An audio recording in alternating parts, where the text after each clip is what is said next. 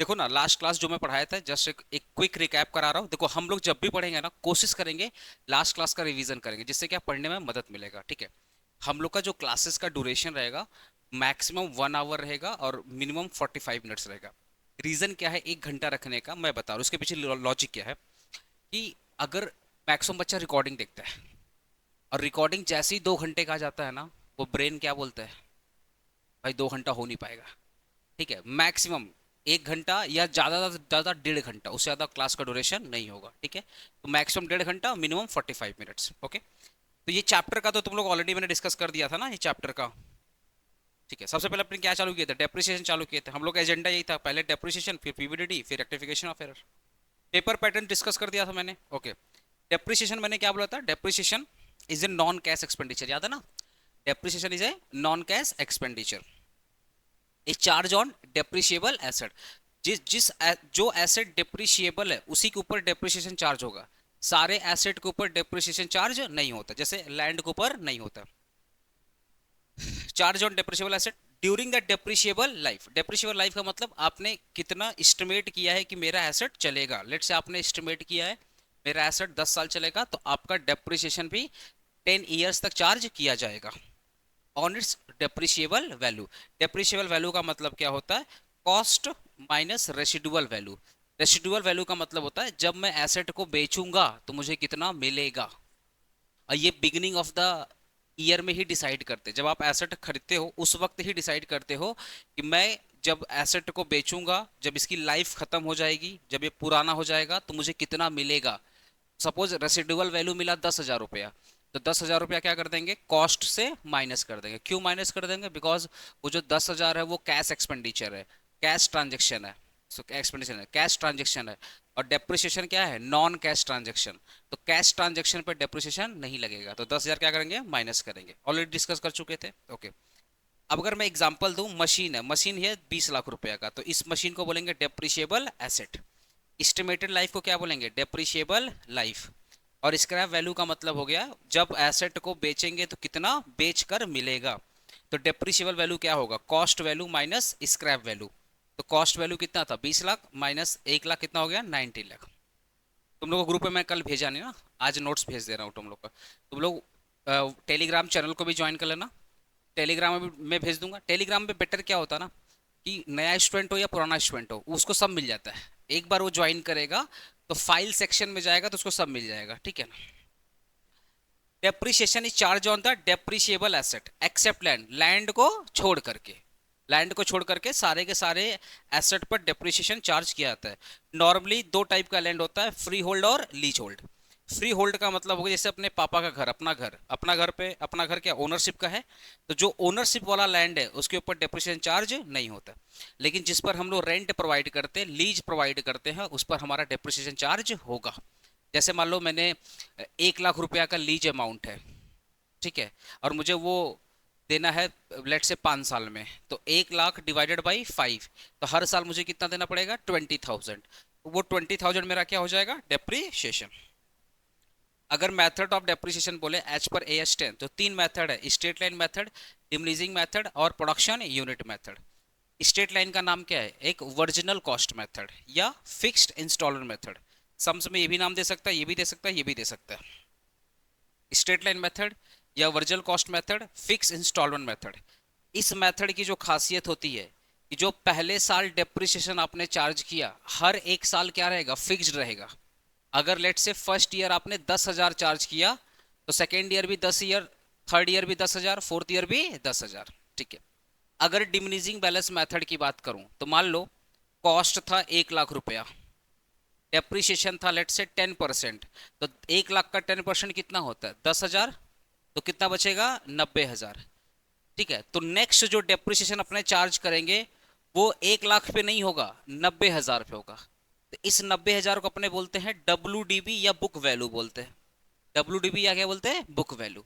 तो diminishing balance में जब डेप्रिसिएशन चार्ज करते हैं तो वर्जिनल कॉस्ट पे ना चार्ज करके बुक वैल्यू पे चार्ज करते हैं।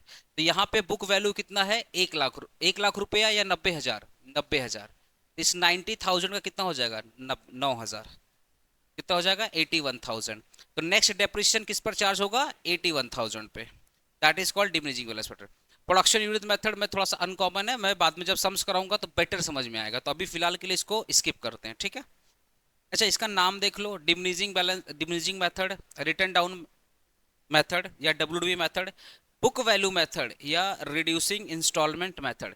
रिड्यूसिंग का मतलब क्या है, 1 लाख पर, सुनो ना, 1 लाख पर 10% कितना आया, एक 10,000, 10,000 है ना। नेक्स्ट अगर 10,000 माइनस कर देंगे तो कितना बचेगा 90,000, तो 90,000 पर 10% कितना करेंगे 9,000। तो हर एक साल डेप्रिसिएशन क्या हो रहा है, रिड्यूस हो रहा है, ठीक है। अब 90,000 में से 9,000 माइनस करते हैं कितना आ जाएगा 81,000। अब इसका अगर 10% करेंगे तो कितना हो जाएगा 8,100, 8,100। तो देखो ना, पहले साल डेप्रिसिएशन आपने 10,000 चार्ज किया, सेकेंड ईयर आपने चार्ज किया 9,000 और थर्ड ईयर आपने चार्ज किया 8,100। तो हर एक साल डेप्रिसिएशन कम हो रहा है, that is called reducing instalment method, ठीक है। अब एक सम्स किया जाए साथ में, तो एक काम करो तुम लोग सम्स नोट डाउन करोगे या सम्स के लिए स्पेस छोड़ दो। एक काम करो, तुम लोग सम्स के लिए स्पेस छोड़ दो। कितना लाइन छोड़ना, 1 2 3 4 लाइन छोड़ दो, 4 लाइन छोड़ दो। 4 लाइन छोड़ कर लिखो सॉल्यूशन, एग्जाम्पल 1 डालना, इसको इसको एग्जाम्पल 1 डालना, इसको एग्जाम्पल 1 डालना, ठीक है। 4 लाइन छोड़ दो। हाँ, सुनो ना, तुम लोग ना इतना ही स्पेस छोड़ दो जिसमें 4 लाइन, 4 या 5 लाइन आ जाए, उतना ही स्पेस छोड़कर सोल्यूशन लिखो, ठीक है। एक्चुअली मैं ये पेज मैं शेयर कर दूंगा, तो तुम लोग क्वेश्चन घर पे लिख लेना, ठीक है। देखो क्या होता है ना कि कुछ कुछ मैं नोट्स बना के लाऊंगा। दिक्कत क्या, अपने को ना 1 घंटा ही पढ़ना है, पर उस 1 घंटे में अच्छे से पढ़ना है। टाइम लिख लिख करके टाइम वेस्ट नहीं करना, तो जो लिखने वाला काम वो घर पे करेंगे। क्लास में पढ़ेंगे 1 घंटा, लेकिन वो 1 घंटा एकदम जम के पढ़ेंगे, हर एक मिनट को अच्छे से यूटिलाइज करेंगे। और मस्ती भी साथ में होगा, ऐसा बिल्कुल नहीं कि सीरियस पढ़ाई करना, ठीक है। जब लगे मैं सीरियस हो रहा हूँ ना, तो तुम लोग भैया कुछ ज़्यादा हो रहा है आज, आ जाइए, समझ रहे हैं ना, तुम ही लोग टोक देना मेरे को। लगे कॉस्ट ऑफ द मशीन कितना है 1 लाख रुपया, है ना। कॉस्ट ऑफ द मशीन कितना है 1 लाख रुपया। डेप्रिसिएशन चार्ज कर रहा है 20%, ठीक है। कैलकुलेट द डेप्रिसिएशन, पहला साल, दूसरा साल, तीसरा साल, 3 साल का डेप्रिसिएशन चार्ज करना है। पहला मेथड कौन बोला है एसएलएम, सेकंड मेथड कौन बोला है डब्ल्यूडीबी। 4 लाइन छोड़ दिया, सॉल्यूशन करते हैं, चलो सॉल्यूशन करते हैं।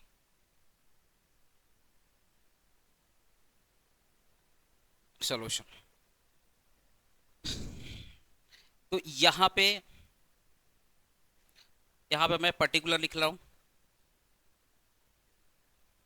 पर्टिकुलर्स, यहाँ पे मैं पर्टिकुलर्स लिख रहा हूँ। यहाँ पे देखो, ये ना जस्ट में एग्जांपल है, फॉर्मेट वगैरह क्या होगा वो हम लोग सीखेंगे। फिलहाल अभी तुमको मैं डेप्रिसिएशन चार्ज कैसे किया था वो सिखा रहा हूँ, ठीक है।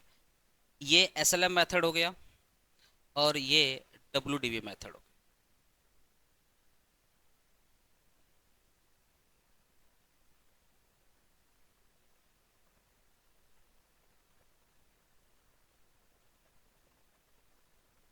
ठीक है ना। सबसे पहले original cost of the machine लिखो, कॉस्ट ऑफ द मशीन, सबसे पहले लिखो cost of the machine, cost of the machine. Machine का कॉस्ट कितना है 1 लाख रुपया, ओके। अब बोल रहा है कि इस पर डेप्रिसिएशन चार्ज करना है, डेप्रिसिएशन चार्ज करना। सर क्यों चार्ज करना डेप्रिसिएशन, डेप्रिसिएशन आप इसलिए चार्ज करते हो कि जैसे जैसे टाइम बीत रहा है एसेट की वैल्यू कम होते चली जा रही है। तो अपने को जब बुक्स ऑफ अकाउंट बनाते हैं, ध्यान सुनना, ये जो बुक्स ऑफ अकाउंट बनता है ये कंपनी खुद के लिए तो बनाती है, लेकिन मेजर इंटरेस्ट है शेयर होल्डर के लिए। कंपनी में पैसा कौन लगाया, शेयर होल्डर, तो हिसाब किसको दोगे शेयर होल्डर। अरे मालिक कौन है, बोलो ना, मालिक कौन है शेयर होल्डर, तो हिसाब भी किसको दोगे शेयर होल्डर को।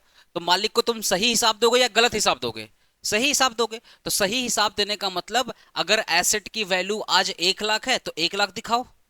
2 साल के बाद एसेट की वैल्यू अगर 1 लाख नहीं है, सपोज 80,000 है, तो मालिक को 1 लाख बताओगे या 80,000 बताओगे, 80,000। आज अपने पापा है, देखा जाए अपने रियल ओनर वही है, जो भी है उनके वजह से अपने लोग हैं। अगर किसी का अपने पापा से नहीं पटता है, फिर भी उनको मानना चाहिए कि इस दुनिया में अगर वो है तो उन्हीं की वजह से है। तो असली ओनर कौन है, पापा है। आज बीइंग ए गुड सन या बीइंग ए गुड डॉटर, अगर आपको अपने पापा से बातचीत करना है या कुछ हिसाब मांगने हैं तो आप गलत हिसाब दोगे या सही हिसाब दोगे? सही हिसाब दोगे। भाई ओनर है, गॉड है। ऐसे ही सनातन धर्म में बोला है माँ बाप ही भगवान है। क्या तुम लोग भगवान ढूंढने जाते हैं? उन्हीं का सेवा कर, भगवान सेवक बराबर है। तो कहने का मतलब क्या है कि जो बुक्स ऑफ अकाउंट हम मेंटेन कर रहे हैं वो अपने मालिक के लिए मेंटेन कर रहे हैं। तो जैसे जैसे मेरे एसेट की वैल्यू कम होगी, मैं अपने मालिक को बोलूंगा ना कि मालिक पहले साल 1 लाख था, अब 1 लाख नहीं, अब 90,000 है। फिर नेक्स्ट ईयर बोलूंगा मालिक अब 80,000 है। जिससे मालिक को यह पता चले कि मेरा रियल एसेट का वैल्यू क्या है। भाई मालिक के पैसे से बिजनेस हो रहा है, मालिक के पैसे से ही अकाउंटेंट को सैलरी जा रही है, तो अकाउंटेंट का धर्म है कि अपने मालिक को सही बात बताए। समझ पा रहा है? और डेप्रिसिएशन एक नॉन कैश एक्सपेंडिचर है जो हर एक साल थोड़ा थोड़ा क्या होगा, रिड्यूस होगा, कम करेगा एसेट की वैल्यू को। तो अब हम डेप्रिसिएशन चार्ज करेंगे। क्या करेंगे? डेप्रिसिएशन चार्ज करेंगे। तो माइनस, यहां आप लिखो less depreciation at the rate of कितना परसेंट है? 20%। अच्छा, वाई डेप्रिसिएशन चार्ज, इसके इसके बाद मैं आंसर लिखवा दूंगा कि डेप्रिसिएशन चार्ज क्यों करते हैं, वो अपने लोग लिख लेंगे। बट याद रखिए एसेट का, जैसे मोबाइल का एग्जांपल मैंने दिया था, ये मोबाइल है, अगर मैं इसको 10,000 में खरीदा हूं तो नेक्स्ट ईयर इसकी वैल्यू 10,000 नहीं होगी, उससे कम होगी। 8,000 हो सकती है, 7,000 हो सकती है, 5 भी हो सकती है। क्यों? क्योंकि भैया मैंने 1 साल यूज किया है तो पुराना हो गया, वियर एंड टीयर हो गया, पासेस ऑफ टाइम हो गया, प्लस गिर गया तो टूट टूट भांग गया था, तो टूट भांगने से एसेट की वैल्यू क्या होती है? कम होती है। और तुम लोगों ने कल बड़ा अच्छा आंसर दिया था सर, नया नया सॉफ्टवेयर आ गया, नया नया मॉडल आ गया, तो लोग अब नया खरीदेंगे, पुराना मॉडल थोड़ी खरीदेंगे। तो आउटडेटेड हो गया, तो आउटडेटेड की वजह से भी एसेट की वैल्यू कम हो जाती है। आउटडेटेड की वजह से भी क्या होती है? एसेट की वैल्यू कम हो जाती है। तो अपने डेप्रिसिएशन चार्ज करेंगे 20%। तो 1 लाख का 20% कितना होता है? 20,000। तो ये हो गया तुम्हारा 80,000। ठीक है, 80,000। तो ये हो गया फर्स्ट ईयर डेप्रिसिएशन। अब ये हो गया बुक वैल्यू, देखो, book value after charging depreciation, after charging depreciation, book value after charging depreciation. अब इसमें से फिर डेप्रिसिएशन माइनस करो, लेस डेप्रिसिएशन 20%। बट अपने कौन सा मेथड फॉलो कर रहे हैं? SLM method. एसएलएम मेथड में क्या बोलता है भैया, जो आपने पहले साल डेप्रिसिएशन चार्ज किया है, हर एक साल आप वही डेप्रिसिएशन चार्ज करोगे। तो पहले साल हमने कितना चार्ज किया है?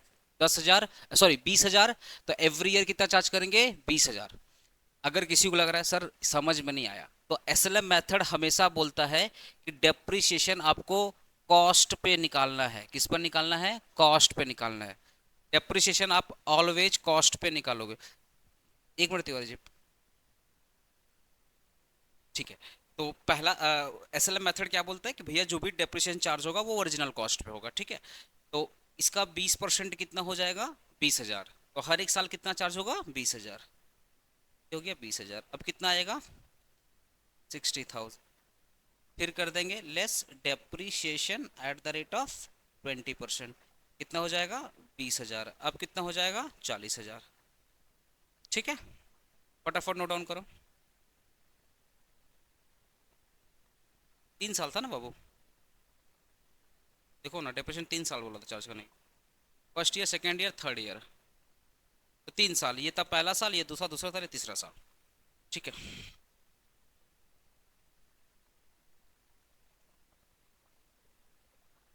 क्लियर है? ओके। अब अगर अपने डब्ल्यू देखो, ये 11 12 में तुम लोग पढ़ा होगा, कुछ मैं नया नहीं सिखा रहा हूँ, बट याद रखना नया है। क्या नया है? अभी हम एक वर्ड को पकड़ के चलेंगे ना तो तुमको समझ में आ जाएगा ग्रेजुएशन और 11 12 में क्या डिफरेंस है। एक वर्ड है, पता क्या, कि हमको आता है। एक वर्ड है कि हमको आता है।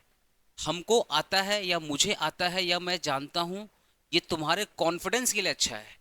लेकिन अगर ये तुमको बहुत ज़्यादा पेनिट्रेट कर रहा है, नहीं मुझे तो पता है, तो तुम्हारे कम से कम देखो, कॉन्फिडेंस और ईगो में ना एक हेयर इतना डिफरेंस है। एक हेयर होता है ना, हेयर, तो जितना हेयर का लंबाई चौड़ाई है बस उतना ही डिफरेंस है।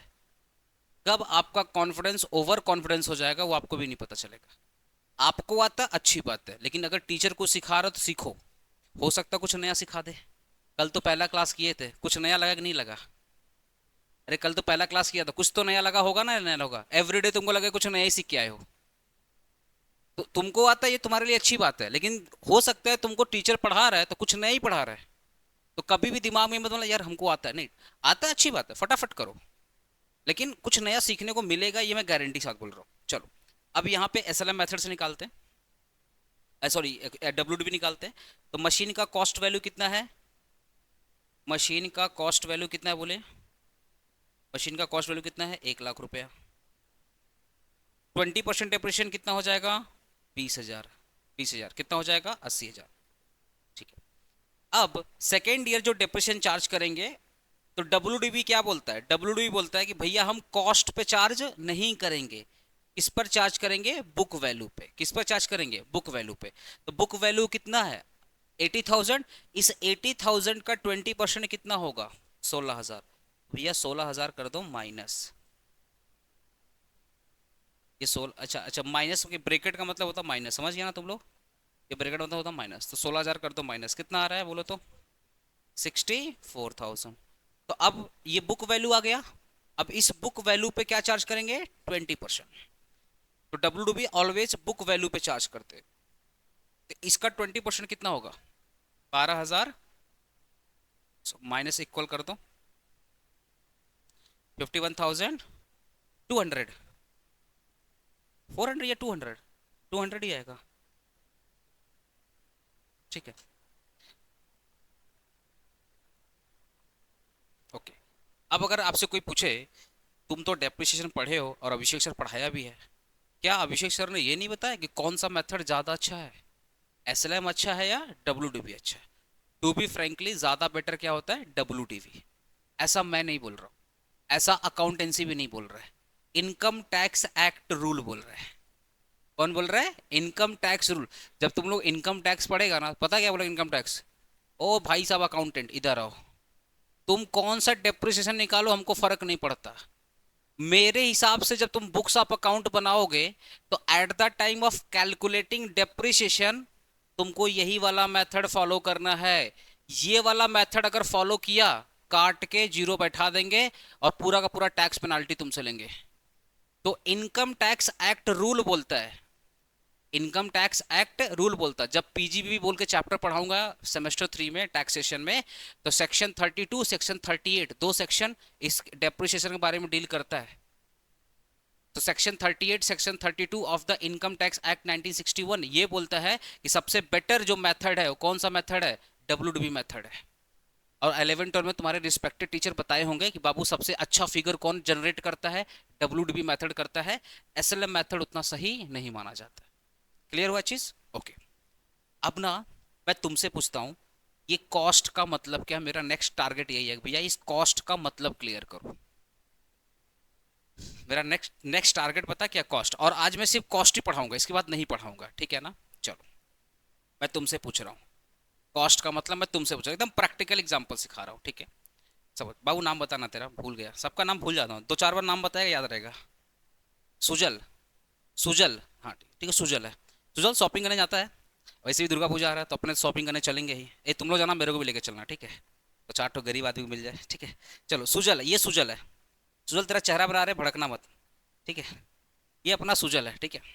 ये अपना सुजल है भाई। अभी पूजा आ रहा है, पूजा आ रहा है तो शॉपिंग करने तो भैया जाएगा ही जाएगा, बच्चा यंग है भाई, खूबसूरत है बच्चा, तो जाएगा ही।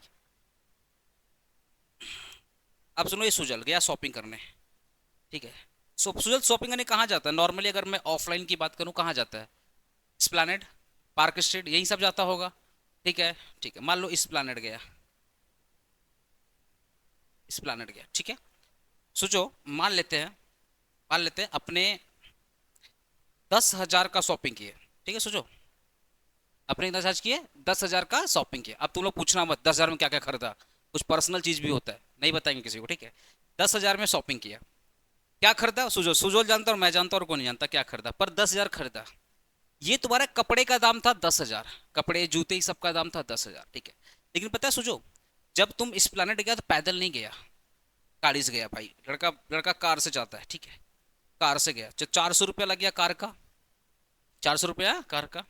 ठीक है, एक टी शर्ट खरीदता था, एक आइटम खाता था, बोला एक टी शर्ट मतलब एक आइटम, तो लड़का खाने पीने फूड के ऊपर खर्चा किया, मान लेते हैं 1,000 रुपया फूड के ऊपर खर्चा किया, है ना। ओके, उसके बाद बोला कपड़ा तो खरीद लिए, अच्छा नहीं लगा, थोड़ा मूवी देख लेते हैं। उसी वक्त मूवी भी 500 रुपये का टिकट देकर देख लिया,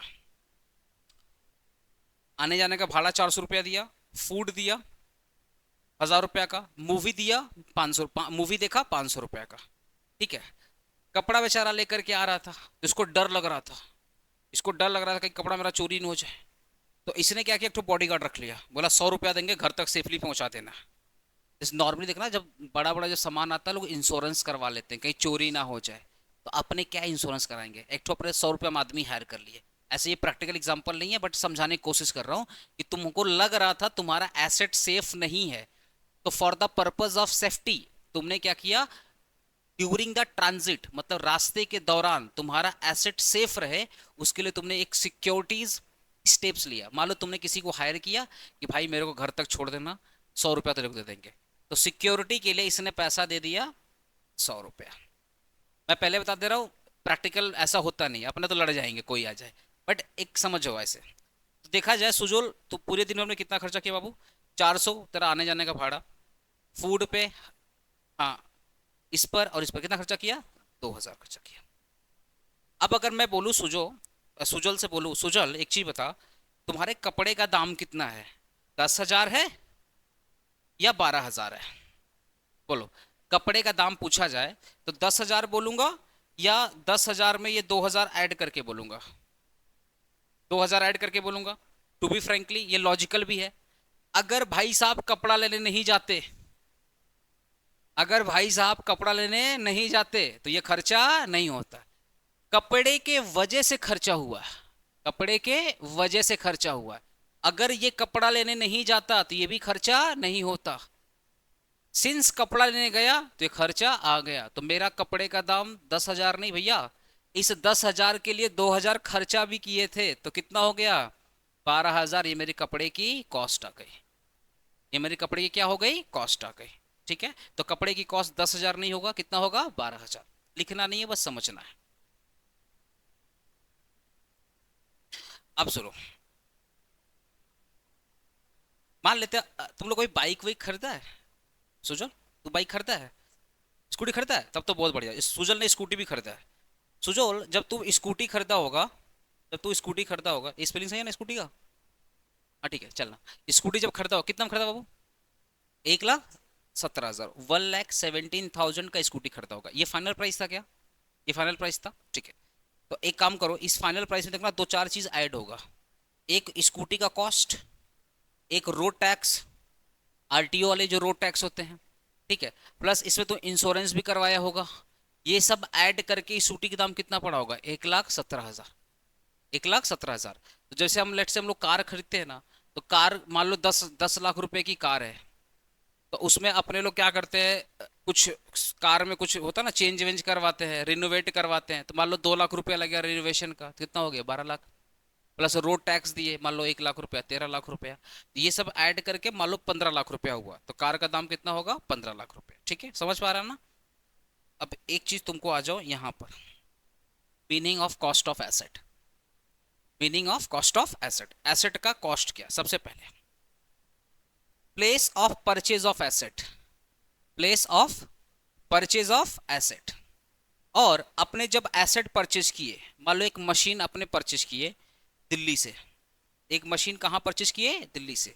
अपना बिजनेस कहाँ है, कोलकाता में, अरे बोलो ना, अपना बिजनेस कहाँ है, कोलकाता में। तो दिल्ली से कहाँ पे आओगे, कोलकाता में आओगे, ठीक है, तो भैया भाड़ा तो लगेगा। तो place of purchase of asset का मतलब हो जहां से तुमने एसेट परचेज किया, place where asset will be used, जहां पर तुम एसेट यूज करोगे, जहां पर तुम एसेट यूज करोगे, ठीक है। तो इसके दौरान place of purchase of asset से लेकर के जहां पर तुम एसेट को यूज करोगे, तो मान लो खरीदा दिल्ली से, यूज कहां करूंगा, कोलकाता में, तो दिल्ली से कोलकाता आने में खर्चा होगा कि नहीं, खर्चा होगा। इस दौरान जितना भी खर्चा होगा सब कुछ हम कॉस्ट में ऐड कर देंगे, समझ गए ना? जहां से खरीदा और जहां पे यूज करेगा, तो वहां से सामान लेकर तो आएगा, तो रास्ते में जितना खर्चा हुआ वो सब कुछ कॉस्ट में क्या करेंगे, वो सब कुछ कॉस्ट में ऐड होगा। जैसे अपने जब एसेट परचेज करने गए थे, तो अपने को अपने अपने कोलकाता के लोग, दिल्ली में कहाँ मिलता नहीं पता, दिल्ली में कहाँ मिलता है नहीं पता, तो अपने एक एजेंट हायर कर लिए। उस एजेंट को बोले कि भैया मेरे को ये वाला सामान दिलवा दो अच्छे रेट पर, आपको मैं क्या दे दूंगा, कमीशन। तो मैं दिल्ली गया, एक एजेंट को हायर किया। लोग लोकल अगर तुम लेट से कल को कहीं जा रहे हो, तो उधर के लोकल से बात करोगे नहीं, बात करोगे भैया ये सामान कहाँ मिलता है। तो मैंने दिल्ली में एजेंट से बात किया कि भैया मेरे को ना पता नहीं दिल्ली में कहाँ मिलेगा, आप मेरे को सस्ता में दिलवा दो और आपको 10% या 10% कमीशन दे दूंगा। तो जब मैं ये एसेट परचेज किया, तो एसेट परचेज किया मान लो तो 1 लाख रुपया में, मैंने 10,000 का कमीशन दिया, 10,000 का कमीशन दिया। तो क्या इस 1 लाख में कमीशन ऐड करेंगे कि नहीं ऐड करेंगे? ऐड करेंगे। क्यों ऐड करेंगे? अगर मैं ये एसेट नहीं परचेज करता तो कमीशन भी नहीं देता। सिंस एसेट परचेज किया तो कमीशन देना पड़ा, इसलिए कॉस्ट में ये भी ऐड करेंगे, जो परचेज कॉस्ट है प्लस जो कमीशन पे किया वो भी ऐड करेंगे। उसके बाद दिल्ली से कोलकाता आऊंगा तो भाड़ा तो लगेगा, वो भी कॉस्ट में ऐड करेंगे। रजिस्ट्रेशन चार्ज, अरे एसेट की ओनरशिप आपके नाम पे ट्रांसफर हो रही, तो जो रजिस्ट्री फीस है वो भी तो आपको पे करना पड़ेगा, वो भी आपके कॉस्ट का पार्ट है। दिल्ली से कोलकाता, दिल्ली से कोलकाता तुम्हारा पड़ोसी का घर थोड़ी है, इस घर से उस घर में कोई दिक्कत नहीं। तुम दिल्ली से कलकत्ता आ रहे हो भैया, रास्ते में सामान डैमेज हो सकता है, तो तुमको इस बात का डर है, तुमने क्या करवा लिया, इंश्योरेंस इन ट्रांजिट। क्या करवा लिया? इंश्योरेंस इन ट्रांजिट, रास्ते में तुमने करवा लिया इंश्योरेंस। तो जो इंश्योरेंस का कॉस्ट है वो भी तुम्हारे कॉस्ट ऑफ एसेट में ऐड कर दिया जाएगा। दिल्ली से कलकत्ता आ रहा है तो रास्ते का क्या करवा लिया, इंश्योरेंस, कि रास्ते में चोरी हो गया या रास्ते में डैमेज हो गया तो इंश्योरेंस कंपनी मुझे क्या देगी, पैसा देगी। तो इंश्योरेंस इन ट्रांजिट करवा लिया। उसके बाद इंस्टॉलेशन एक्सपेंसेस, भाई कलकत्ता आ गया तो कलकत्ता में तो इंस्टॉल कराना पड़ेगा ना, मशीन आ गया तो मशीन आ गया तो इंस्टॉल कराना पड़ेगा। तुम्हारे घर में आज देखो ना, आज तुम लोग कोई भी फिल्टर लेता है या कोई भी फ्रिज लेता है या पंखा लेता है या एसी लेता है, इंस्टॉलेशन वाला घर पे आके इंस्टॉल करता है कि नहीं करता? ऐसे ही तो जो आपने दिल्ली से कलकत्ता लाया तो आपने कलकत्ता में आके इंस्टॉलेशन करवाया, इंस्टॉलेशन करवाया, तो वो इंस्टॉलेशन खर्चा भी क्या करेंगे, कॉस्ट में ऐड करेंगे। तो कॉस्ट में क्या क्या ऐड होगा, पहला परचेज कॉस्ट, दूसरा कमीशन पेड, फिर क्या ऐड करेंगे, फ्रेट जो भाड़ा, फिर क्या ऐड करेंगे, रजिस्ट्रेशन फीस, फिर क्या ऐड करेंगे, इंश्योरेंस इन ट्रांजिट, फिर क्या ऐड करेंगे, इंस्टॉलेशन एक्सपेंसेस। ठीक है, ये सब तुम्हारे कॉस्ट में ऐड हो जाएगा। ठीक है, ओके। अब सपोज अब आपका इंस्टॉल हो गया, मशीन हो गया रेडी, तो अब मशीन चलने लगा चलने लगा चलने लगा। आपने मशीन को, लास्ट क्या था, इंस्टॉलेशन, आपने मशीन को इंस्टॉल कर दिया। इंस्टॉल करके छोड़ दोगे क्या, या मशीन को यूज करोगे? मशीन को यूज करोगे। अब ध्यान सुनना, जब मशीन को यूज करोगे चलते चलते कुछ ना कुछ तो खराब होगा, तो आप उसको रिपेयरिंग करवा रहे हो, ग्रीस डाल रहे हो, मोबिल डाल रहे हो, वो बार बार गर्म हो जाता है तो कूलेंट डाल रहे हो। क्या है, मशीन। अगर मशीन की इफिशियंसी को तुम मेंटेन कर रहे हो, अगर तुम मशीन की इफिशियंसी को मेंटेन कर रहे हो, तो मेंटेनेंस कॉस्ट कभी भी कॉस्ट ऑफ एसेट का पार्ट नहीं होगा। मैंने क्या बोला, मशीन को आपने इंस्टॉल कर दिया, मशीन इंस्टॉल करने के बाद अब मशीन चल रही है चल रही है चल रही है, तो भाई कभी ना कभी रिपेयरिंग तो कराना पड़ेगा, सर्विसिंग तो करनी पड़ेगी, ग्रीस मोबिल कूलेंट ये सब तो डालना पड़ेगा। तो वो आप ये मशीन का सर्विसिंग क्यों करवा रहे हो, जिससे मशीन की जो इफिशियंसी है, मशीन का जो कार्य क्षमता है वो क्या रहे, मेंटेन रहे। अपने बाइक लेते हैं, कार लेते हैं, देखना टाइम टू टाइम सर्विसिंग कराते हैं, जिससे इंजन वगैरह बराबर काम करे, इंजन का जो इफिशियंसी है, जो क्षमता है वो क्या रहे, मेंटेन रहे। अगर ऐसा कोई भी खर्चा, ध्यान सुनना, ऐसा कोई भी खर्चा जो मशीन के इफिशियंसी को मेंटेन करता है, वो खर्चा कभी भी कॉस्ट ऑफ एसेट का पार्ट नहीं बनेगा। मैंने क्या बोला, ऐसा कोई भी खर्चा मशीन की इफिशियंसी को मेंटेन कर रहा है या एसेट के इफिशियंसी को मेंटेन कर रहा है, मैं बोल रहा हूं मेंटेन कर रहा है, जितना पहले था आज भी उतना है, लेट से डिक्रीज हो गया तो फिर आपने उसको सर्विसिंग कराकर फिर मेंटेन कर दिया। तो अगर आप खर्चा कर रहे हो एसेट के इफिशियंसी को मेंटेन करने के लिए, वो खर्चा कभी भी कॉस्ट का पार्ट नहीं बनेगा। लेकिन लेकिन आपने ना मशीन में ना कुछ ऐसा चेंजेस कर दिया, मशीन की इफिशियंसी बढ़ गई, कार्य क्षमता बढ़ गई, सपोज मोटर बढ़िया वाला लगा दिया, अपग्रेड कर दिया, वेरी गुड। अगर आपने खर्चा किया मशीन की इफिशियंसी को बढ़ाने के लिए, होता ना कोई नया टेक्नोलॉजी का मोटर लगा दिया, कुछ नया चीज लगा दिया, अपग्रेड कर दिया, वो खर्चा जो मशीन की इफिशियंसी को इंक्रीज कर देगा, वो खर्चा ऑलवेज कॉस्ट ऑफ एसेट का पार्ट बनेगा। तो दो चीज हमेशा याद रखना, आपने मशीन इंस्टॉल किया तो अप टू द इंस्टॉलेशन, क्या मैंने बोला, अप टू द इंस्टॉलेशन जितना भी खर्चा करोगे वो कॉस्ट का पार्ट बनेगा, कॉस्ट ऑफ एसेट का पार्ट बनेगा।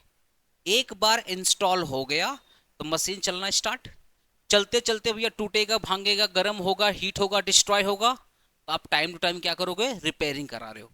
रिपेयरिंग क्यों करवा रहे हो, जिससे मशीन की इफिशियंसी क्या रहे, मेंटेन रहे। वो खर्चा जो मशीन की इफिशियंसी को मेंटेन करता है वो कभी भी कॉस्ट ऑफ एसेट का पार्ट नहीं बनेगा। बट आपने ऐसा खर्चा किया जो मशीन की इफिशियंसी को बढ़ा रहा है, तो वो कॉस्ट ऑफ एसेट का पार्ट बनेगा। यही सेम चीज यहां पे लिखा हुआ। एक्सपेंसेस इनकर्ड, क्या लिखा, further expenses incurred on the asset. Heading देखो, फर्दर, फर्दर का मतलब after installation, after installation, after installation जो खर्चा हो रहा है, तो further expenditure incurred on the asset, incurred to maintain the efficiency of the asset. अगर क्वेश्चन में बोल दिया कि 10,000 रुपया कंपनी ने खर्चा किया है इफिशियंसी को मेंटेन करने के लिए, तो इग्नोर करना, बिकॉज वो कॉस्ट का पार्ट नहीं बनेगा। तो maintain the efficiency of the asset, they are not added to the cost of asset and they are debited to PL account. Just एक खर्चा है, और खर्चा हम लोग कहां दिखाते हैं, पीएल अकाउंट का। एक चीज तुम देख रहे हो, पीपीटी का खूबसूरती क्या है, मैं बना के लाता हूं, तुमको टाइम दे दूंगा, घर पे तुम लिख लेना। यहाँ पे क्या, जस्ट अपने एक एक सेकंड यूटिलाइज कर रहे हैं, समझ। अब मैं लिखूंगा, तुम भी लिखोगे, टाइम क्या होगा, बर्बाद होगा। नेक्स्ट देख लो, incurred the expenditure to increase the efficiency of the asset. अगर आप एसेट की कार्य क्षमता को बढ़ा रहे हो, पहले पहले जो मोटर यूज करते थे, जो इंजन यूज करते थे, उससे मान लो 1 घंटे में 10 यूनिट बनता था, अभी आपने इंजन को अपग्रेड कर दिया तो अब 1 घंटे में 15 बन रहा है, तो पहले से ज्यादा प्रोडक्शन हो रहा है। पुराना इंजन में 10 यूनिट बनता था पर आवर में, नया इंजन में 15 बनता है पर आवर में, तो इफिशियंसी क्या हो गई, बढ़ गई। तो जब कार्य क्षमता बढ़ गई तो वो सारा का सारा खर्चा कॉस्ट में ऐड होगा। तो अगर इफिशियंसी इंक्रीज हो रहा है तो they are added to the cost of the asset and depreciation is charge. बोलो सही, क्लियर हुआ, ओके। अब मैं एक एग्जांपल दे रहा हूँ, जैसे जितने भी कॉमर्शियल बिल्डिंग वगैरह होती है ना, सबके सबके ऊपर डेप्रिसिएशन क्या होता है, चार्ज होता है कॉमर्शियल बिल्डिंग में, ठीक है। एग्जांपल दे रहा हूँ, ये मान लो मैंने अपना जब कोचिंग सेंटर लिया था ना, बस मेरे को 4 दीवार दिया था, ये 4 दीवार दिया था। मान लो मैंने एक ये प्रॉपर्टी लिया, ठीक है, प्रॉपर्टी लिया। अब इसको मैंने लेट से अपना बिल्डिंग बनाया, ठीक है। तो बिल्डिंग बनाने में मान लो जितना खर्चा आया, तो सब कुछ हम लोग क्या करेंगे, कॉस्ट में ऐड कर देंगे। बिल्डिंग बनाने में जो भी खर्चा हुआ कॉस्ट में क्या करेंगे, ऐड करेंगे, ठीक है।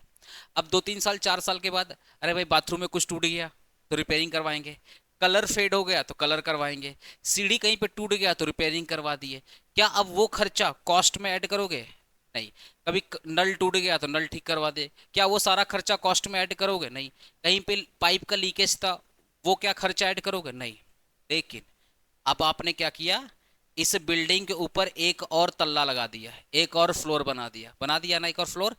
तो जैसे ही आपने एक और फ्लोर बना दिया, क्या इस बिल्डिंग की इफिशियंसी बढ़ गई। मान लो पहले इस बिल्डिंग में मान लो पहले 3 से 4 लोग रहते थे, तो जैसे ही आपने एक और फ्लोर बनाया तो इफिशियंसी अब 3-4 के बराबर नहीं है, अरे कम से कम 2 से 3 लोग और रह जाएंगे इस फ्लोर पे। तो बिल्डिंग की इफिशियंसी बढ़ी कि नहीं बढ़ी। तो जब भी बिल्डिंग की इफिशियंसी बढ़ेगी, तो इस फ्लोर को बनाने में, जो नया फ्लोर आपने बनाया है, तो नया फ्लोर बनाने में जो भी खर्चा हुआ है वो बिल्डिंग के कॉस्ट में ऐड कर देंगे। अभी क्लियर हुआ? हाँ, क्लियर हुआ एक चीज? क्या सिंपल सब? कोई दिक्कत है बोलना। आया ना? कोई आया था देखो ना। अब एक एग्जांपल देख लो, एमआरपी। अच्छा, ये जो एग्जांपल वगैरह मैं ले रहा हूँ ना, ये सारे एग्जांपल्स हम लोग नॉर्मली, जैसे मैं जो बुक्स वगैरह फॉलो करता हूँ, नॉर्मली या सीएमए फाउंडेशन या इंटर, मैं मैक्सिमम ना इंटर लेवल तक का बुक फॉलो करता हूँ। तो बीकॉम में जो मैं सोल्यूशन करवाता हूँ वो बीकॉम के बुक्स का होता है, जो मार्केट में तुम्हारे सिलेबस का बुक है।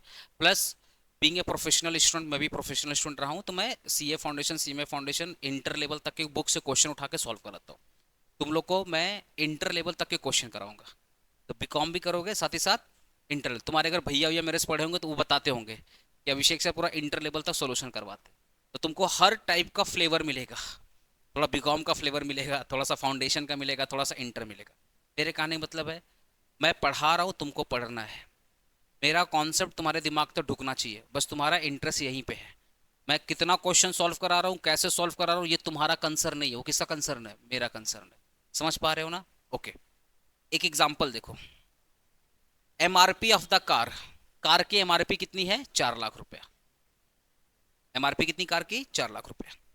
ट्रेड डिस्काउंट और rebate.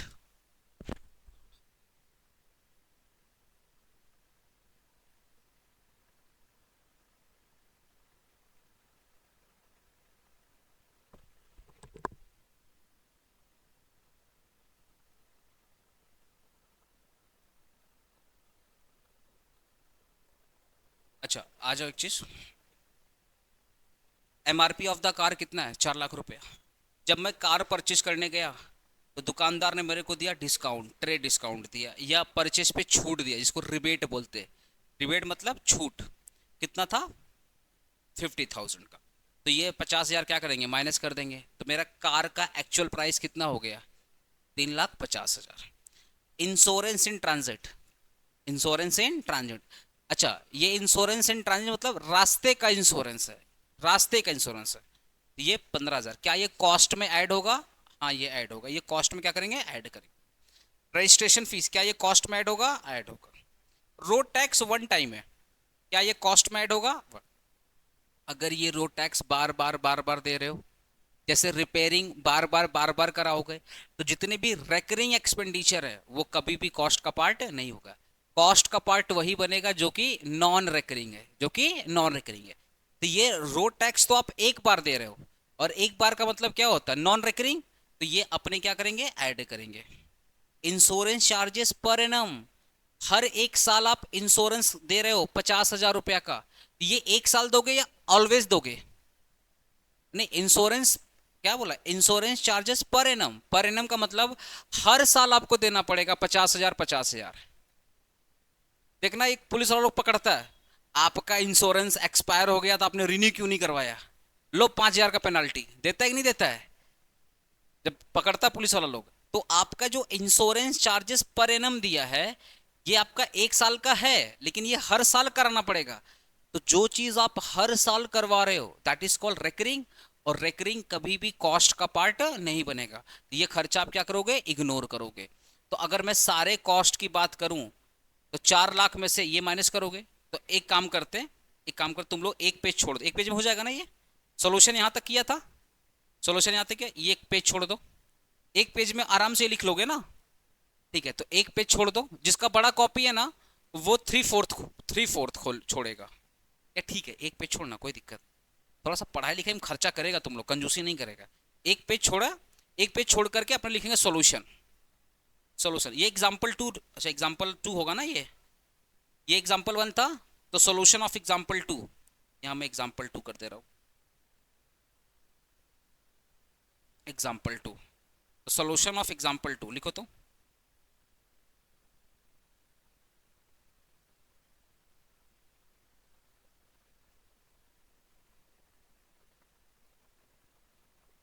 Solution of example two, calculation of cost of, लिखो कैलकुलेशन ऑफ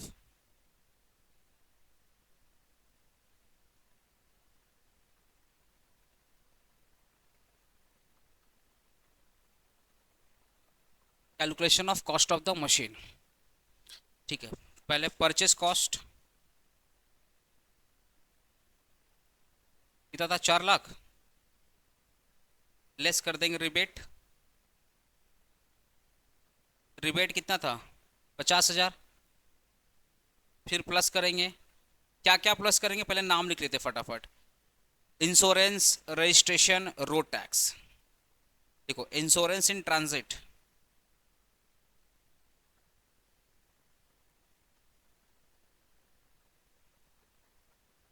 फिर ऐड करेंगे रोड टैक्स, फिर ऐड करेंगे क्या था, रजिस्ट्रेशन, सॉरी रजिस्ट्रेशन पहले था।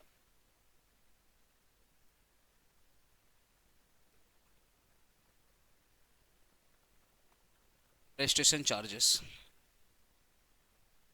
इंश्योरेंस इन ट्रांजिट था आपका 15,000, इंश्योरेंस इन ट्रांजिट था 15,000। रोड टैक्स था आपका 10,000 रुपया, और 7,000 आपका रजिस्ट्रेशन फीस था। एक बार मेरे को बताओ ना कितना आ रहा है ऐड करके। 3,82,000। ये हो गया total cost of the are,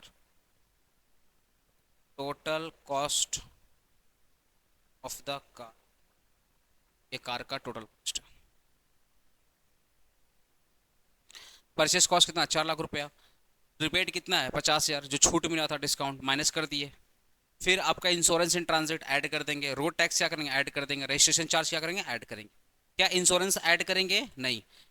क्या insurance charges per annum add करेंगे, नहीं। यहाँ पे एक नोट लिखो, यहाँ पे नोट लिखो,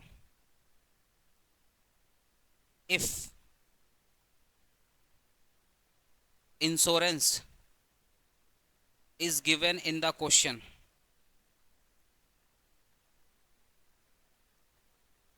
then we assume that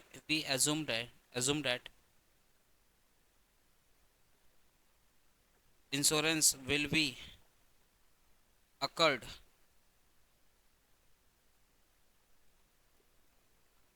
every year, then we assume that insurance will be occurred every year, comma, hence insurance is not a part of cost of asset। अगर एग्जाम में सिर्फ इंश्योरेंस दिया है, insurance बोलते या insurance per annum बोलते और कुछ नहीं बोला, या तो इंश्योरेंस बोल दे या इंश्योरेंस पर एनम बोल दे, तो हम लोग उसको क्या एज्यूम करेंगे कि भैया ये 1 साल का इंश्योरेंस नहीं है, हर 1 साल मुझे इंश्योरेंस का प्रीमियम करना पड़ता है। जैसे अपने वो करते हैं ना, हेल्थ इंश्योरेंस लेते हैं, जो जिस किसी का अगर मेडिक्लेम होगा, हेल्थ इंश्योरेंस होगा, देखना आपको हर 1 साल आपको इंश्योरेंस का प्रीमियम भरना पड़ता है। तो हम ये मान के चलेंगे भैया ये 1 साल का नहीं, हर 1 साल का बात है। तो जो हर 1 साल का बात है वो अपना रेकरिंग है, और रेकरिंग एक्सपेंडिचर कभी भी कॉस्ट का पार्ट नहीं बनता। ये नोट लिख लिया आप लोग ना, ठीक है। अब नेक्स्ट एग्जाम्पल, एग्जाम्पल कितना हो गया ये 3।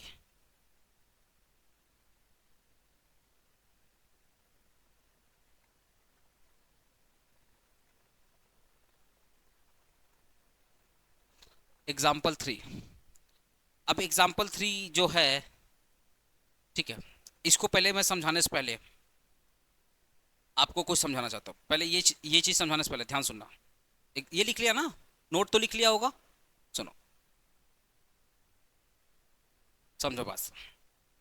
मान लेते हैं ये अपना पीयूष, ये क्या नाम सुजल है। आज सुजल का एग्जांपल लेते हैं, कल उसके दोस्त का एग्जांपल लेंगे, ठीक है। सुजल स्कूटी लिया था ना, ठीक है, मान लो ये स्कूटी लिया था, ठीक है। ये जो स्कूटी लिया था, मैं यहाँ पे एज्यूम कर रहा हूँ, रियलिटी में क्या है मुझे नहीं पता, मैं यहाँ पे एज्यूम कर रहा हूँ कि ये जो स्कूटी का दाम था, स्कूटी का जो कॉस्ट प्राइस था वो 1 लाख रुपया था। स्कूटी का कॉस्ट प्राइस कितना था, 1 लाख रुपया। लेकिन सुजल बोला कि भाई अभी हम पढ़ाई कर रहे हैं, अभी हम पढ़ाई कर रहे हैं, अभी हम 1 लाख रुपया तो नहीं दे पाएंगे। सुजल ने क्या किया, डाउन पेमेंट किया। नॉर्मली रियल लाइफ में लोग ऐसे ही करते हैं, ज़्यादातर 90% केस ऐसे होता है कि लोग डाउन पेमेंट करके ईएमआई करवा लेते हैं। मान लेते हैं सुजोल ने क्या किया, 50,000 का डाउन पेमेंट किया, ठीक है, और उसने इंस्टॉलमेंट करवा लिया, इंस्टॉलमेंट करवा लिया, इंस्टॉलमेंट करवा लिया रिमेनिंग अमाउंट के लिए, इंस्टॉलमेंट करवा लिया किसके लिए, रिमेनिंग अमाउंट के।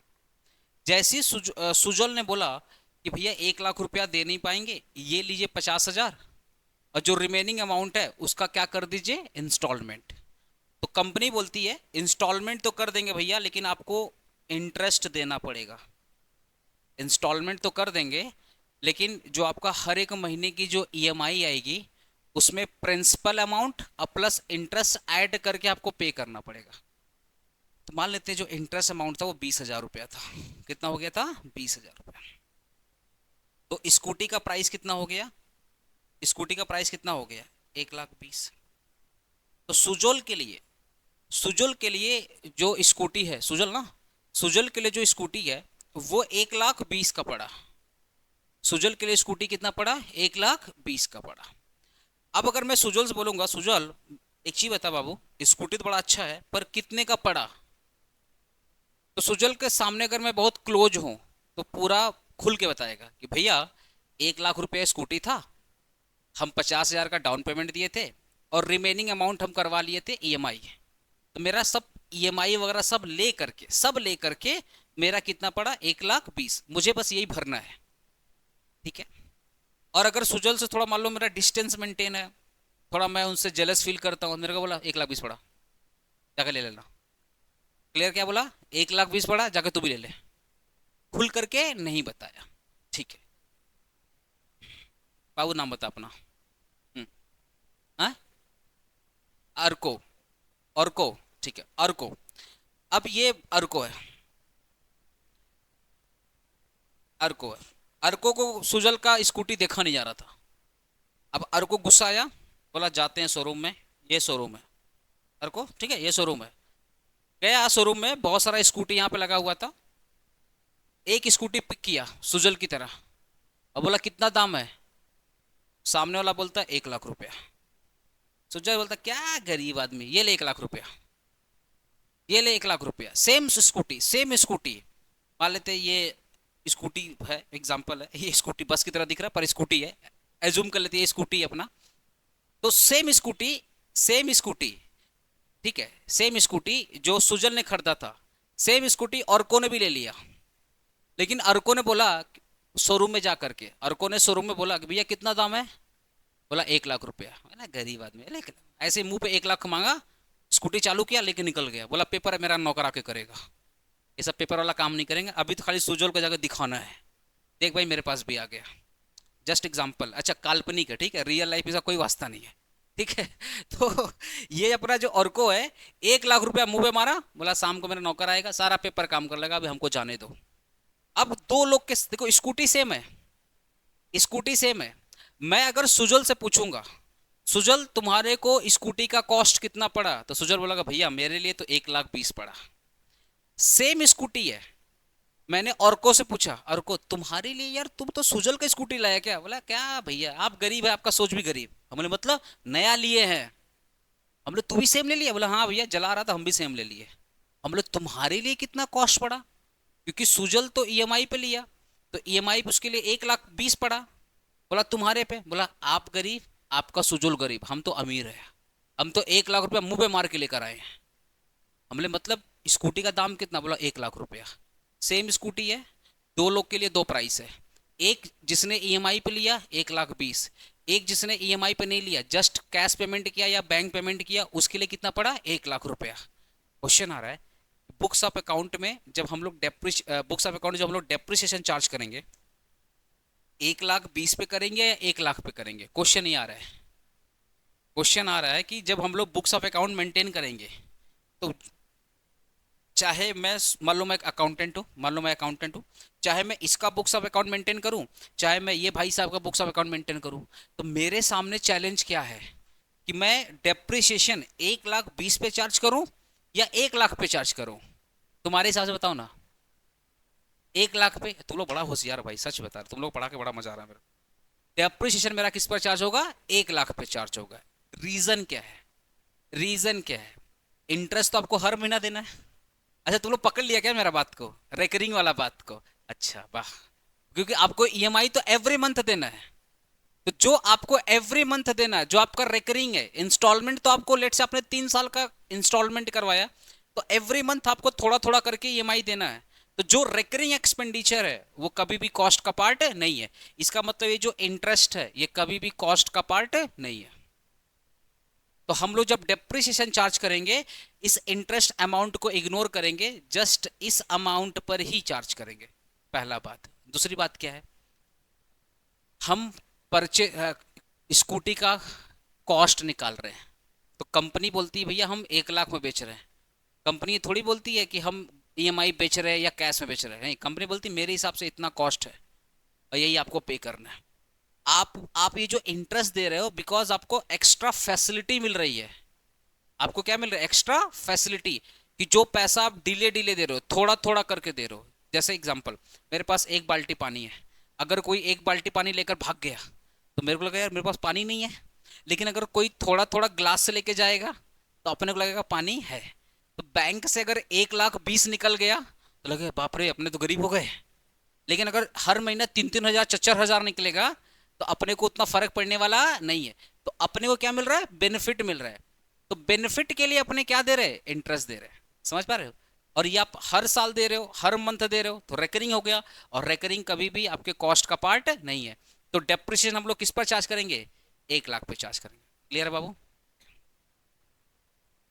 ये तुम लोग मेरा एग्जाम्पल को रिलेट कर पा रहा ना अच्छे से? ठीक है, मैं देखो मैं कोशिश कर रहा हूँ ना कि आलतू फालतू एग्जाम्पल, ऐसा एग्जाम्पल दो जो प्रैक्टिकल लाइफ में पॉसिबल हो और तुम उसको रिलेट कर पाओ। चीजें तभी मजा आती है ना जब अपने देखे हैं। अभी मैं ना फैक्ट्री की बात करूंगा, ना तू गया ना हम गया। रियल बात कर रहा हूं, अगर मैं फैक्ट्री की बात करूंगा, ना तुम गया ना मैं गया। अभी मैं सिंगापुर की बात करूंगा, ना तुम गया ना मैं गया। लेकिन अगर आप बात करेंगे, सुन ना तुम्हारे घर में रोटी बनता है क्या? हाँ बनता है, मेरे घर में बनता है। तो अपने तुरंत रिलेट कर पाएंगे कि रोटी रोटी जब बनती है तो थोड़ा बहुत आटा गिर जाता है, that is called normal loss. That is called normal loss. है बस हमने। तो अगर मैं ये एग्जांपल दूंगा ना, अगर मैं ये एग्जांपल दूंगा तुम लोग रिलेट कर पाएगा, हाँ यार मम्मी रोटी बनाती है थोड़ा बहुत आटा गिर जाता है, ये नॉर्मल लॉस है। तो मैं कोशिश करूंगा इंटायर योर बीकॉम जर्नी कि मैं वही एग्जांपल तुमको दूं जिससे तुमको रिलेट कर पाओ। आ जाओ सेम एग्जांपल क्वेश्चन 3। एक बार कितना लाइन छोड़ेगा? 1 2 3 4 5 6 7 8, 8 9 लाइन छोड़ दे, मतलब आधा पेज। आधा पेज तुम देख ले भाई, छोटा लिखता है, तुमको इतना पेज छोड़ना है। हाँ आराम से हो जाएगा, आराम से हो जाएगा। अब लिखेंगे सॉल्यूशन ऑफ एग्जांपल 3। ये पेज मैं आज शेयर कर दूंगा, लास्ट टाइम मैं शेयर करना भूल गया था, आज मैं शेयर कर दूंगा। ठीक है, दोनों जगह शेयर कर दूंगा। एग्जाम्पल, ठीक है, सुनो एग्जाम्पल। सुनो, on 1 October 2025 APC limited purchased a building on hire purchase. अच्छा, अपने जो ईएमआई एक होता है, देखो जैसे मोबाइल परचेज करते हैं ना, तो मोबाइल जब हम लोग ईएमआई पे लेते हैं तो ये इंस्टॉलमेंट मेथड होता है। कौन सा मेथड होता है? Installment method. लेकिन अगर अपने कार, बाइक, स्कूटी ये सब लेते हैं ना, इसको हायर परचेज सिस्टम बोलते हैं। क्योंकि जब आप ईएमआई कंप्लीट कर दोगे उसके बाद ही तुमको पेपर मिलेगा, ओनरशिप पूरा नहीं मिलता है। जैसे अभी सुजल ने स्कूटी लिया था 50,000 डाउन पेमेंट करके। एक बार सुजल ने 1,20,000 दे के खत्म कर दिया, पूरा का पूरा लोन खत्म कर दिया। उसके बाद स्कूटी का जो ओनरशिप है वो किसके नाम पे ट्रांसफर होगा? सुजल के नाम पे ट्रांसफर होगा। तब तक वो कंपनी है।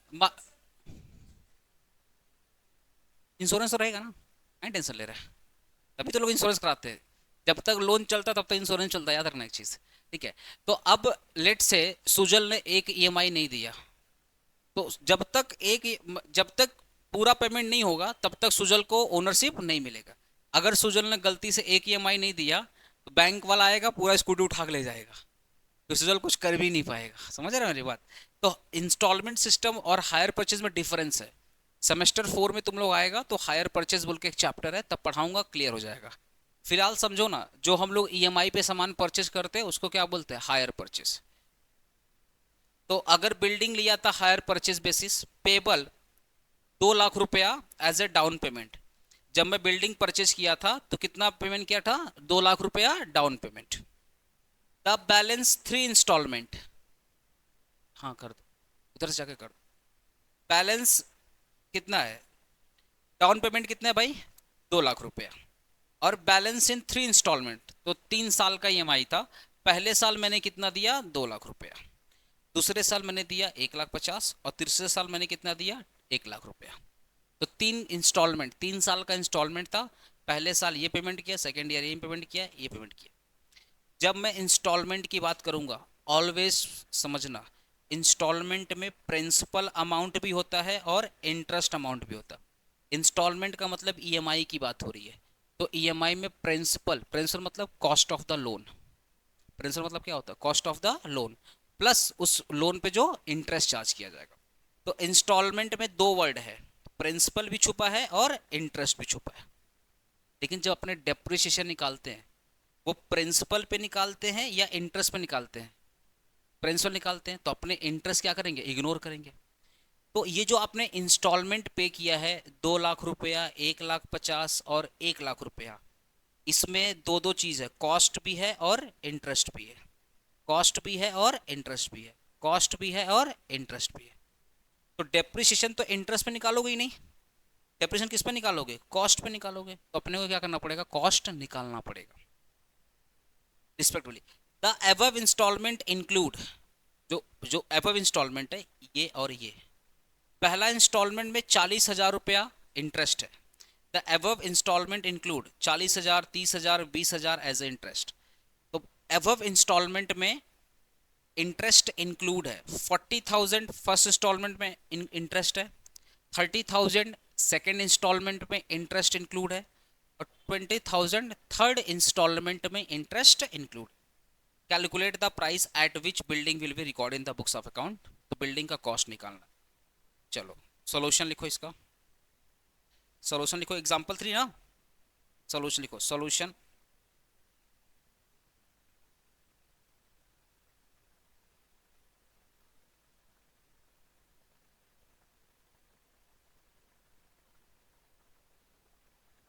सॉल्यूशन एग्जांपल 3, ठीक है। यहाँ पे एक नोट लिखो, नोट लिखो।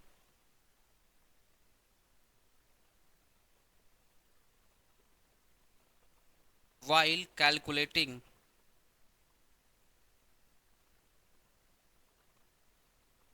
cost of the asset,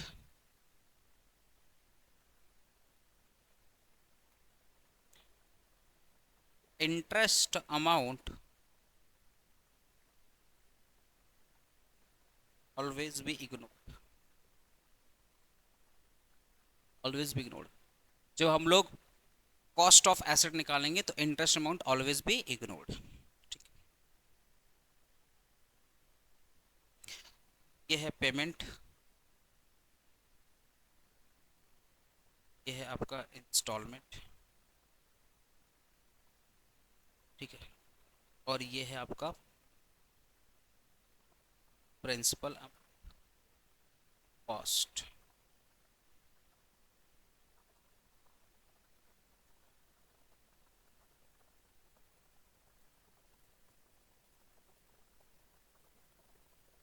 पहला पेमेंट, पहला पेमेंट हम क्या किए थे? डाउन पेमेंट,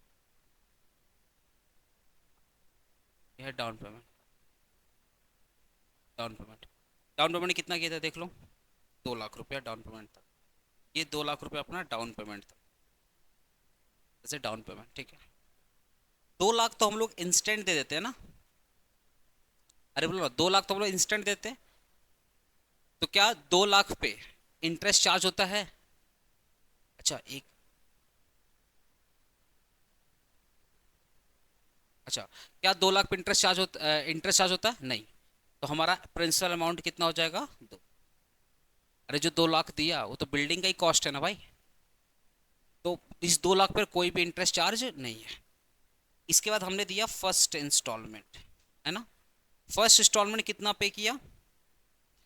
फर्स्ट इंस्टॉलमेंट देखो, पहला इंस्टॉलमेंट 2 लाख है, दूसरा है 3 लाख रुपया और तीसरा है 1 लाख रुपया। तो एक काम करते फटाफट लिख लेते, 2 लाख रुपया सेकंड इंस्टॉलमेंट किया 1,50,000 और थर्ड इंस्टॉलमेंट की 1,00,000 रुपये।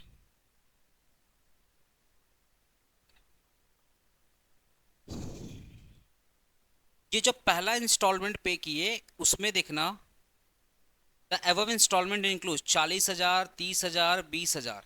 तो 40,000 डिनोट कर रहा पहला ईयर, 30,000 डिनोट कर रहा सेकेंड ईयर और 20,000 डिनोट कर रहा है थर्ड इंस्टॉलमेंट। तो 40,000 इंटरेस्ट है, तो प्रिंसिपल अमाउंट क्या होगा? इस 2 लाख में 40,000 इंटरेस्ट है, तो प्रिंसिपल अमाउंट कैसे निकालोगे? 2 लाख में से 40,000 क्या कर देंगे? माइनस कर देंगे। तो प्रिंसिपल अमाउंट कितना हो जाएगा? 1,60,000। जो आपने सेकेंड इंस्टॉलमेंट दिया 1.5 लाख का, तो सेकेंड इंस्टॉलमेंट में इंटरेस्ट कितना इंक्लूड है? 30,000। तो 1,50,000 में 30,000 आपका इंटरेस्ट है। प्रिंसिपल अमाउंट कितना होगा? 1,30,000। और जो आपने थर्ड दिया है कितना? थर्ड में आपका 20,000 का इंटरेस्ट इंक्लूड। ये समझ पा रहा है मेरा बात ना? तो इस 1 लाख में से 20,000 क्या करेंगे? कितना हो जाएगा? 80,000। और अब अगर मैं कॉस्ट मशीन निकालूँ कितना आ रहा है? सारे कॉस्ट को ऐड कर दो, 5,60,000। जस्ट आप ये अमाउंट ऐड करोगे, ये अमाउंट ऐड करो, ये ऐड करो, ये आ रहा है ऐड करके। ये सब जो मैंने मार्क किया बस आपको यही ऐड करना। ऐड आ रहा है क्या? एक बार कैलकुलेट करो, यही आ रहा है क्या? 5,60,000। ठीक है। तो जब हम लोग मशीन का कॉस्ट निकालेंगे, तो अगर मशीन हायर परचेज पे लिया गया है या इंस्टॉलमेंट मेथड पे लिया गया है, तो जो भी इंटरेस्ट पे किया जाएगा वो कॉस्ट से क्या करेंगे? माइनस करेंगे। ठीक है। तो इस केस में कॉस्ट ऑफ मशीन कितना हो जाएगा? लिख दो यहाँ पे कॉस्ट ऑफ एसेट।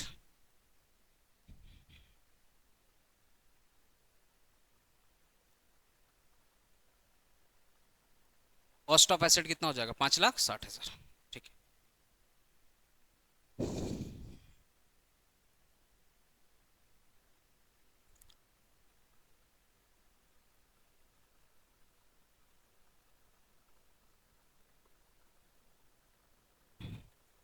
एक एक कॉन्सेप्ट और सीख लो, एक कॉन्सेप्ट और सीख लो।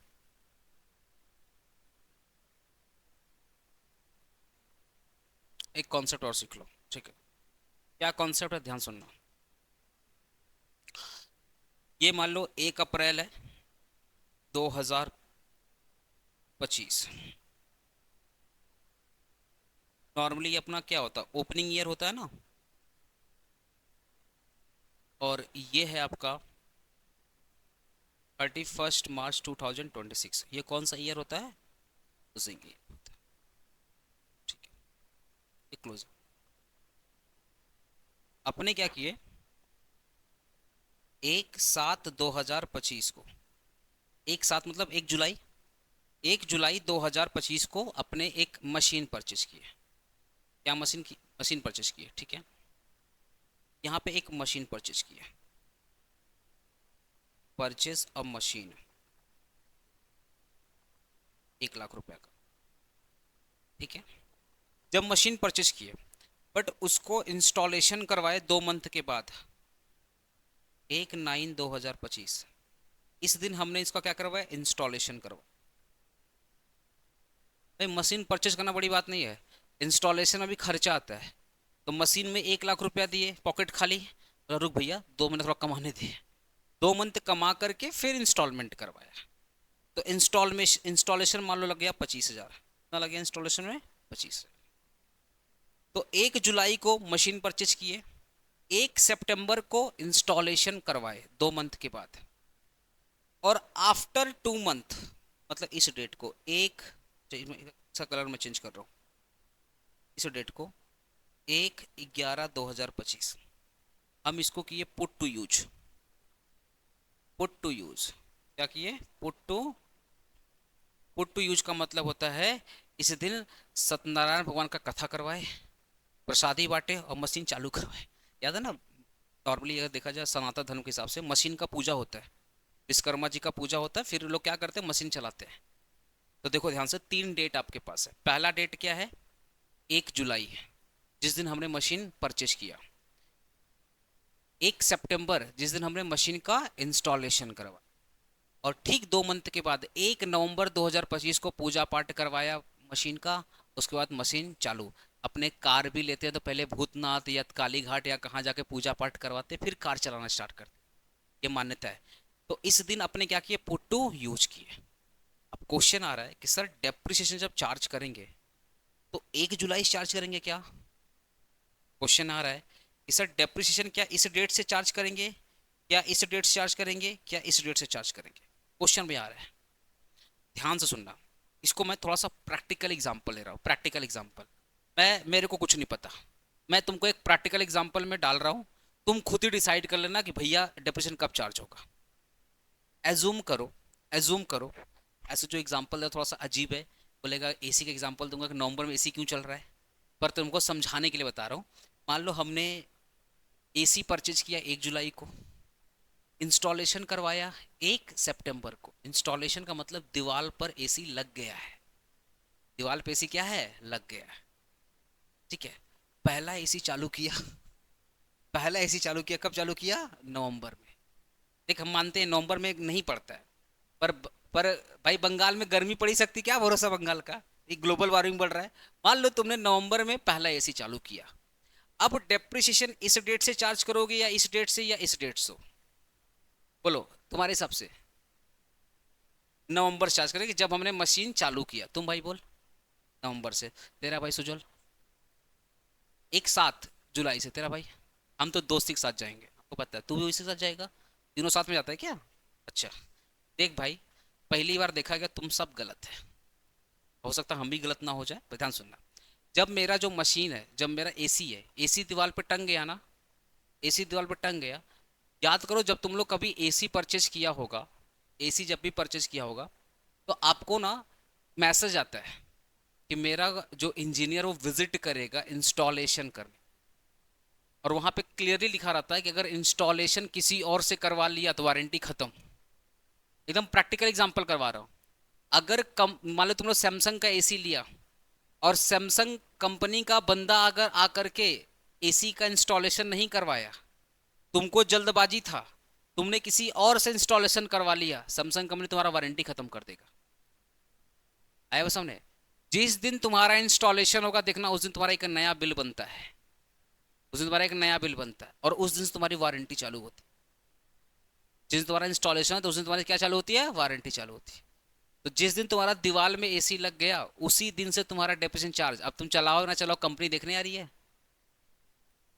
मशीन रेडी है, तुमने एक लैपटॉप लिया, तुमने एक लैपटॉप लिया, उसमें सॉफ्टवेयर डलवाया, विंडो डलवाया, बहुत सारा सॉफ्टवेयर डलवाया, सब कुछ डलवा करके रेडी।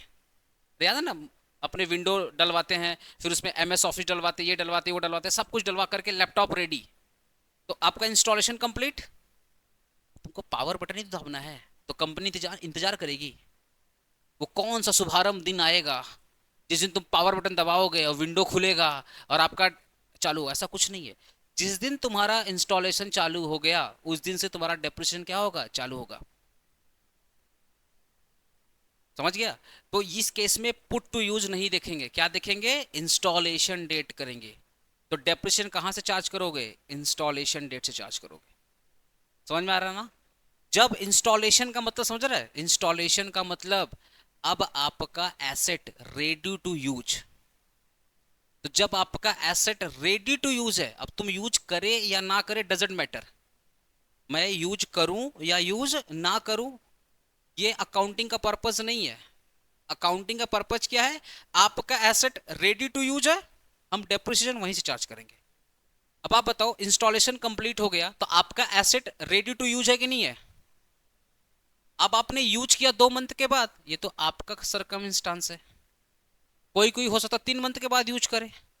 तो अकाउंटेंसी इसका पार्टी नहीं। अकाउंटेंसी बोलता है जिस दिन तुम्हारा इंस्टॉलेशन कंप्लीट, हम मान लेंगे तुम्हारा एसेट क्या है, रेडी टू यूज, और अपना डेप्रिसिएशन अब इसी दिन से चालू करेंगे। तो कितना मंथ हो रहा है, कितना मंथ हो रहा है, 1 सितंबर से लेकर के काउंट करो, 7 मंथ हो रहा है। तो इस केस में डेप्रिसिएशन कितना चार्ज किया जाएगा, 7 मंथ का। और अगर मैं कॉस्ट निकालूं तो 1 लाख रुपया था परचेस और 25,000 रुपया क्या था, इंस्टॉलेशन। तो कितना हो जाएगा? 1,25,000। 1,25,000। अच्छा, अब मान लेते हैं नेक्स्ट ईयर, मान लेते हैं अब नेक्स्ट ईयर, ये हो गया तुम्हारा 1 अप्रैल 2026 और ये हो जाएगा 31 मार्च 2017। तो अब जो डेप्रिसिएशन चार्ज करेंगे वो 7 मंथ का चार्ज करेंगे नेक्स्ट ईयर में, या पूरे साल भर का चार्ज करेंगे? पूरे साल भर का। तो नेक्स्ट ईयर जो डेप्रिसिएशन चार्ज होगा वो होल ईयर का होगा। समझ गया? तो क्रक्स क्या निकला? बोलना, क्रक्स क्या निकला? कि जिस दिन मशीन का इंस्टॉलेशन कंप्लीट, उस दिन से ही डेप्रिसिएशन चालू। होमवर्क दे? ठीक है, होमवर्क देते। तुम लोग जब पीडीएफ को ना ऐसे करेगा, थोड़ा सा जूम करेगा तो दिख जाएगा, ठीक है ना? ठीक है, क्लियर है ना? ये अपना मिस इंडिया है छुपा हुआ बीच में, थोड़ा सा जूम करेगा तो दिख जाएगा, ठीक है? अब देखो ये एग्जांपल पढ़ो, ये तुम्हारा होमवर्क है, कुछ तो होमवर्क दे भाई तुम लोग को। देखो, on 1 July 2025 X limited purchased a machine 2 lakh रुपए। On 1 September 2025 it was put to use. खरीदा कब? जुलाई में। यूज कब किया? सितंबर में। सितंबर मतलब इंस्टॉल किया, बोला ना put to use. Put to use मतलब यूज करने लायक बना दिया। तो जैसे मशीन इंस्टॉल हो गई तब यूज करने के लिए क्या हो गया? रेडी हो गया। तो जैसे ही पुट टू यूज होता है मतलब मशीन क्या है? रेडी है। And incurred 25,000 as installation. तो 2 लाख रुपया प्लस 25,000 कितना हो गया? 2,25,000। बट एक्चुअल यूज, अच्छा यहाँ पे एक वर्ड मैंने पुट टू यूज लिखा था ना, ना यहाँ पे एक्चुअल यूज करना था, सॉरी सॉरी गलती गलती। यहाँ पे पुट टू यूज नहीं होगा, कौन सा यूज होगा? एक्चुअल यूज होगा।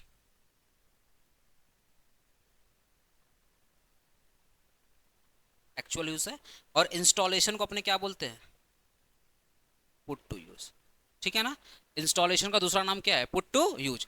पुट टू यूज मतलब रेडी टू यूज, ठीक है? और एक्चुअल यूज मतलब जिस दिन हमने यूज किया। ठीक है, समझ गया ना 2 वर्ड? अच्छा, अब यहाँ पे आ जाओ। But the actual use started on 1 नवंबर। तो 1 जुलाई को खरीदा, 2 मंथ के बाद इंस्टॉलेशन कराया, फिर उसके 2 मंथ के बाद पहला यूज किया। तो डेप्रिसिएशन कहाँ चार्ज करोगे? जब से इंस्टॉलेशन कराया, पुट टू यूज से। तो कैलकुलेट द डेप्रिसिएशन फॉर 25-26, 26-27। और रेट ऑफ डेप्रिसिएशन कितना है? 10% है रिटर्न डाउन वैल्यू। ये तुम्हारा होमवर्क है और मेरे को होमवर्क चाहिए नेक्स्ट क्लास में, तुम्हारा होमवर्क। ठीक है? तो अपने कल कौन सा दिन है? सैटरडे है ना? कल मिलते हैं अपने लोग, ठीक है?